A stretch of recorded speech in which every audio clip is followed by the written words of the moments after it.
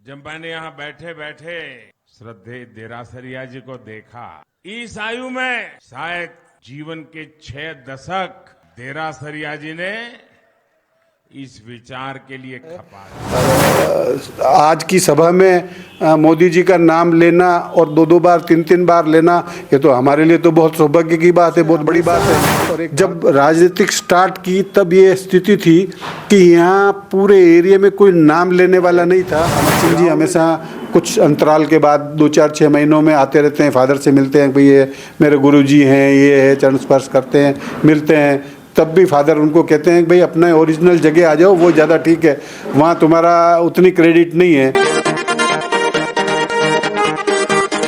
नमस्कार, मैं हूं लक्ष्मण सिंह राठौड़ और आप देख रहे हैं जय वर्धन न्यूज़। आज देवगढ़ में हूं। देवगढ़ में भाजपा प्रत्याशी हरि सिंह रावत के समर्थन में प्रधानमंत्री नरेंद्र मोदी की एक बड़ी सभा थी और इस सभा के दौरान प्रधानमंत्री नरेंद्र मोदी ने न सिर्फ देवगढ़ की इस धरा को याद किया बल्कि इस धरा को नमन करते हुए क्षेत्रवासियों से भाजपा को वोट देने की अपील की। और इस दौरान खास तौर से उन संबोधन में जो बार बार उन्होंने जिक्र किया, 3 से 4 बार उन्होंने जो जिक्र किया देवगढ़ के वयोवृद्ध धर्मचंद जी देरासरिया, उनका काफ़ी जिक्र किया। बार बार उन्होंने याद किया कि किस तरह से पार्टी को उन्होंने सींचा है, किस तरह से उन्होंने इस भाजपा का उन्होंने मजबूत किया है, उसको बताया। और इसी के तहत उन्होंने याद किया और उसके बाद वो मंच से नीचे उतरे और आपसे मुलाकात भी की। हम प्रयास आज जब मैं इस सभा तो विराट है ही है, माताएं बहनें तो है ही है, चुनाव का परिणाम भी निश्चित है, लेकिन जब मैंने यहाँ बैठे बैठे श्रद्धेय देरासरिया जी को देखा, इस आयु में शायद जीवन के 6 दशक देरासरिया जी ने इस विचार के लिए खपा दिए और एक कार्यकर्ता के रूप में नीचे बैठ करके हम सबको आशीर्वाद दे रहे हैं। राजस्थान के चुनाव प्रचार का ये आखिरी दिन और मेरा ये आखिरी कार्यक्रम और पूरे अभियान को आज 4 चांद लग गए जब देरासरिया जी का आशीर्वाद मिल गया। हम प्रयास कर रहे हैं, आज उन्हीं के आवास पे आए हैं। धर्मचंद जी देरासरिया हमारे साथ में हैं, अभी उनके सुपुत्र हैं, परिवारजनों से उनसे बातचीत करते हैं। पहले तो आपका थोड़ा सा परिचय जाने, आपका नाम बताइए पहले तो। सुरेश देरासरिया, मैं धर्मचंद जी का लड़का हूँ।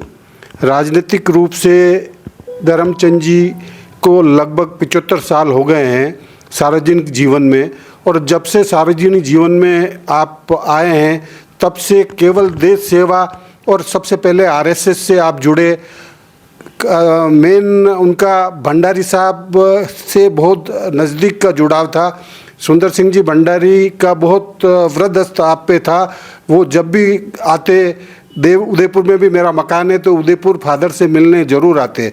राजनीतिक रूप से आपने देवगढ़ नगर पालिका का 3 बार चुनाव लड़ा और विजय हुए।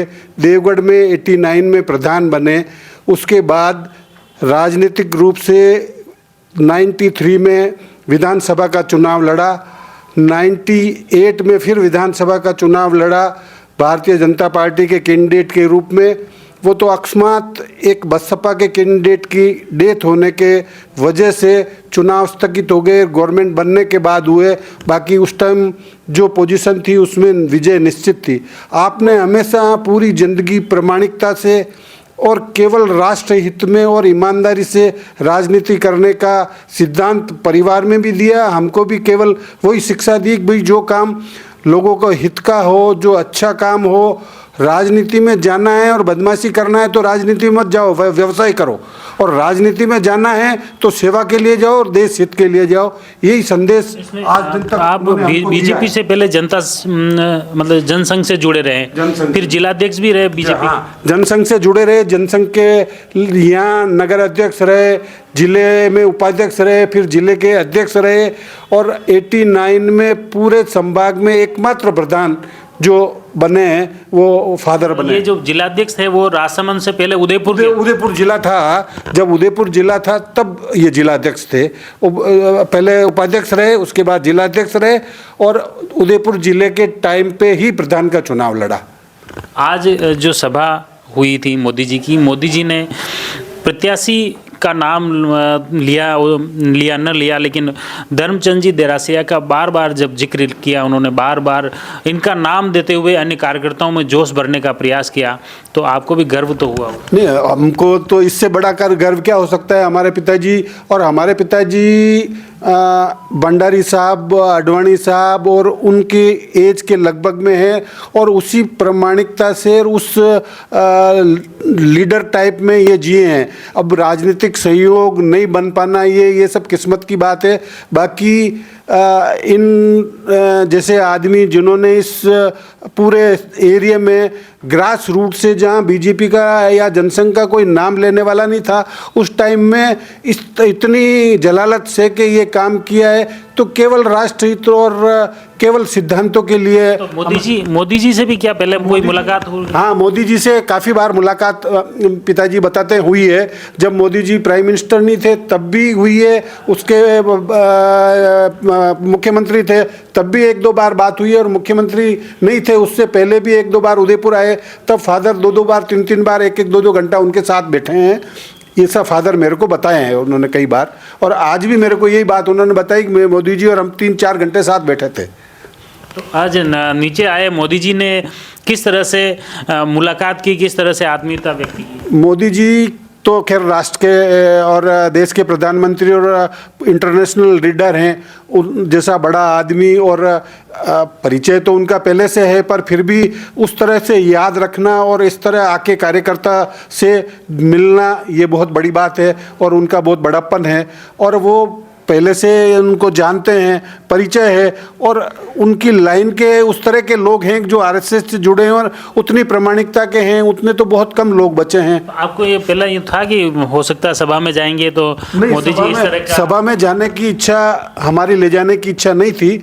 ये तो फादर की जिद थी कि भाई मेरे को सभा में जाना है, मोदी जी की सभा है तो मेरे को जाना ही जाना है। तो फिर हम मजबूर होकर लेके गए थे। बाकी सभा में जाने का हमारा तो कोई ले जाने का इच्छा नहीं थी कि भाई इतनी गिरदी है, इतनी भीड़ होगी उसमें आपका, पर उन्होंने कहा नहीं मैं तो जाऊंगा। तो फिर हम लेके गए और गए तो खैर उसमें काफ़ी अच्छा रिस्पॉन्स भी मिला लोगों का। लोग इतने पुराने जो नहीं मिलने पा रहे थे या वो है, तो एक स्थल ऐसा मिल गया जो आके मिलना। काफ़ी लोग गांवों के हैं जो आके मिले, उन्होंने हालचाल पूछा कैसा, तो इनसे इनकी बहुत खुशी मिलती है और बहुत प्रसन्नता होती है आपको। तो मोदी जी को भी पहले डायरेक्ट आते उन्होंने देख लिया कि या उनके क्या पहले बताया? जैसे ही मंच पर आए और मोदी जी ने देख लिया कि भाई सामने वो कुर्सी पे बैठे हैं कौन है, तो उन्होंने उनको पूछा भी कि भाई ये कौन है, तो उनको ध्यान आएगा देरासरे जी है, हाँ देरासरे जी है। उनको आभास हो गया कि हाँ देरासरे जी है, उनको पता चल गया। और वो पगड़ी लगाते हैं, ये तो एक सिंबल है। पगड़ी तो सिंबल हमेशा से है, हम कहीं भी जाएं। पहले जब जयपुर जाते थे तो भैरू सिंह जी के यहाँ 14 नंबर में वो गेट पे खड़े होते हैं और वहाँ से बोलते अरे वो सेठ जी आए, सेठ जी को बुला के लाओ। तो इस तरह का परिचय हमेशा। और भंडारी साहब का तो बहुत वृद्धस्त रहा है। और आज की सभा में मोदी जी का नाम लेना और 2-2 बार 3-3 बार लेना, ये तो हमारे लिए तो बहुत सौभाग्य की बात है, बहुत बड़ी बात है। और एक भारत का प्रधानमंत्री, इंटरनेशनल लीडर इस तरह से हमारे पिताजी को याद रखे, हमारे परिवार को याद रखे, ये बहुत बड़ी बात है। मैं अब आपसे ये जानना चाह रहा हूँ कि जैसे धर्मचंद जी की राजनीति के दौरान कुछ ऐसे पहलू बताएं, कुछ ऐसे किस्से बताएं कि इन्होंने पहले जो राजनीति की उस समय कैसी राजनीति होती थी, किस तरह के कुछ आपको बातें हुई हो, कुछ सुनी हो, कुछ देखे हो? जब सबसे पहले आरएसएस पे बैन लगा था, वो सत्याग्रह हुआ था, गांधी जी की हत्या हुई थी, उस सत्याग्रह में आरएसएस पे बैन लगा था, तब आपका मानना भी ये था कि भाई ये जो बात है बिल्कुल झूठी प्रचारित है, और उस वजह से आप जेल गए थे। और लगभग 4-6 महीने, या मेरे को एग्जैक्ट मालूम नहीं है, पर 12 महीने आप उस टाइम जेल में रहे। और केवल घर में शादी हुई और कुछ हुई, माफ़ी मांग के वापस बाहर आने के लिए उन्होंने बिल्कुल इनकार कर दिया, कभी इस बात के लिए तैयार नहीं हुए। और शुरू से हमेशा जब राजनीतिक स्टार्ट की तब ये स्थिति थी कि यहाँ पूरे एरिया में कोई नाम लेने वाला नहीं था। गांव में जाते थे तो जनसंघ से नाम से ठीक है आपका परिचय था तो लोग कहते थे कि यार अभी कांग्रेस वाले आ रहे हैं, आप थोड़ी देर रुको। आधा घंटा रुकना, कहीं घर में बैठना पड़ता था। उसके बाद वो लोग उनसे बात करते थे। इस तरह की स्थिति में जो जहाँ नाम लेने वाला नहीं था, तब भी केवल शौक के लिए, हॉबी के लिए राजनीति की और गांव में जाके इतना संघर्ष किया। उस टाइम उनको नहीं लगता था कि भाई आज की स्थिति आएगी या इस तरह की स्थिति आएगी कि कभी राज में भी आएंगे या कभी ये आरएसएस से जब जुड़े थे तो आरएसएस की देवगढ़ में जो शाखा लगती थी, एक तरह के युवा मेरे ख्याल से 28-30 साल से लेकर 35 साल तक 90 लोग एक साथ शाखा में जाते थे, एक साथ शाखा में आते थे और पूरी एरिया में किसी को मदद की ज़रूरत हो, किसी को काम की ज़रूरत हो, किसी की व्यवस्था की ज़रूरत हो तो सब मिलके वो सब व्यवस्था करते थे। और धीरे धीरे वही बात लोगों को लगी और लोगों को लगा कि भाई ये इस तरह के लोग हैं कि जो बिना स्वार्थ के, बिना कोई लालच के ये काम कर रहे हैं। तब धीरे धीरे जुड़ाव उनका बढ़ता गया और धीरे धीरे फिर पार्टी समय बदला, पार्टी से जुड़ा बढ़ा।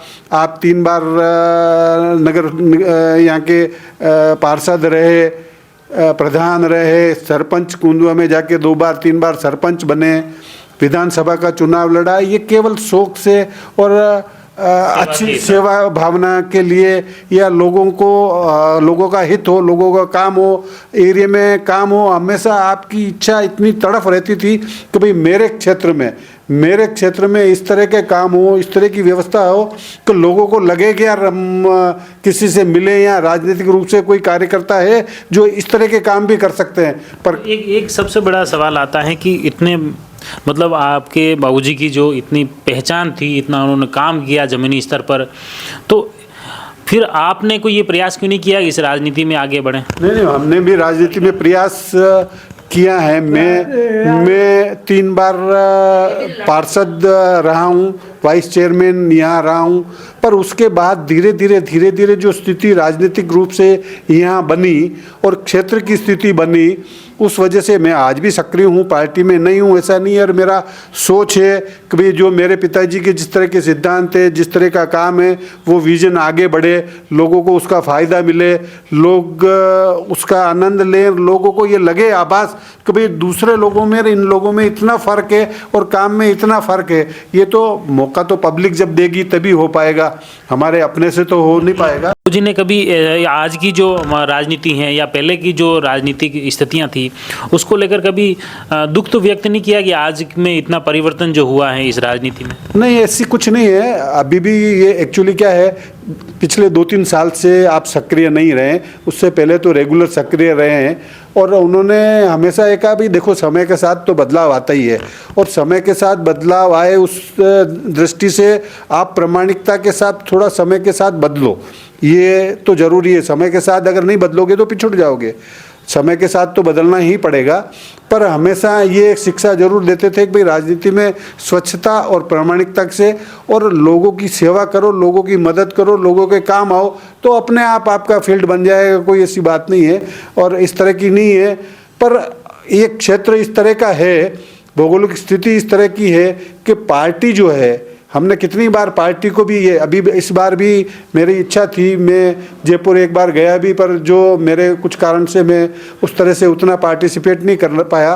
पर मैं मेरे पार्टी वाले को ये कहने के लिए बिल्कुल रेडी था कि भाई पार्टी के आपके ओरिजिनल जो लोग हैं, जो ग्रास रूट से चले हैं, जिनकी पीढ़ियाँ हो गई है और जो इस तरह के लोग हैं, उनको अभी मौका है, आप पार्टी में आगे बढ़ाओ।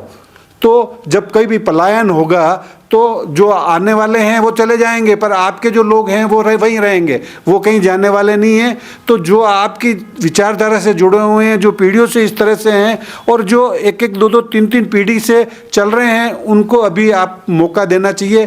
पर कई कारण से, किसी वजह से और कई कारण से पार्टियों ने इस तरह से एंटरटेन नहीं किया। करते हैं धर्मचंद जी देरासिरा भी हमारे पास में विराज रहे हैं, उनसे जानते हैं कि मोदी जी से मिलने के बाद कैसा लगा। जैसे ही मोदी जी आपके पास आए, मोदी जी ने आपको बार बार पुकारा, के बाद कैसा लगा आपको? मोदी जी तो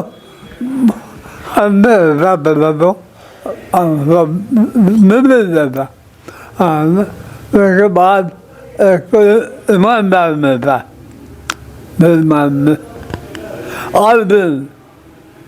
तो यो आपने पहले उम्मीद ही कि मोदी जी मुँह मिली पाऊँ मिली पाऊँ, हमारे पास आई कि नहीं आई मोदी जी आज? मेरे का हाँ जहाँ तो मिली मेरा भरोसा होता है इस बात का वो काम करना और मिल जाता है। भाई जो काम है अगर है व्यवस्था से अपना होता है। बिल्कुल बिल्कुल। ये देखिए आप मुख्य रूप से जिन जो काफ़ी मोदी जी के करीब रहे हैं, ख़ास तौर से जनसंघ और जनसंघ के बाद भाजपा, और भाजपा को जिस तरह से देवगढ़ नहीं बल्कि पूरे राजसमंद और उदयपुर जिले में जिस तरह से भाजपा को मजबूती प्रदान करने के लिए आपने प्रयास किए हैं, और उसी प्रयास के चलते आज देवगढ़ में भाजपा प्रत्याशी हरि सिंह रावत के समर्थन में आज ये बड़ी सभा हुई, जनसभा हुई। इस जनसभा में प्रधानमंत्री नरेंद्र मोदी ने उस सभा के माध्यम से आम लोगों को, अन्य कार्यकर्ताओं में भी ये जोश भरने का प्रयास किया कि किस तरह से धर्मचंद जी देरासिया ने क्षेत्र में पार्टी के लिए काम किया, पार्टी को मजबूती प्रदान की, और इसी तरह अन्य कार्यकर्ताओं को भी प्रेरणा लेकर कार्य करने की ज़रूरत है। हमारा प्रयास था इनकी बातें, खास तौर से मोदी जी ने जो जिक्र किया, मोदी जी के साथ धर्मचंद जी देरासिया से आपको रूबरू कराने का प्रयास करें। आप जुड़ रहिए जयवर्धन न्यूज़ के साथ। धन्यवाद। The Maruti Nandan grand, Nathdwara स्थित एकमात्र ultra luxurious 5 star hotel, Rajsamand जिले की एकमात्र 5 star hotel the Maruti Nandan grand में भोजन की स्वादिष्ट थाली अब सिर्फ 290 रुपए में। श्रीनाथ जी की नगरी नाथद्वारा में इस सुनहरे अवसर का आनंद अवश्य उठाएं।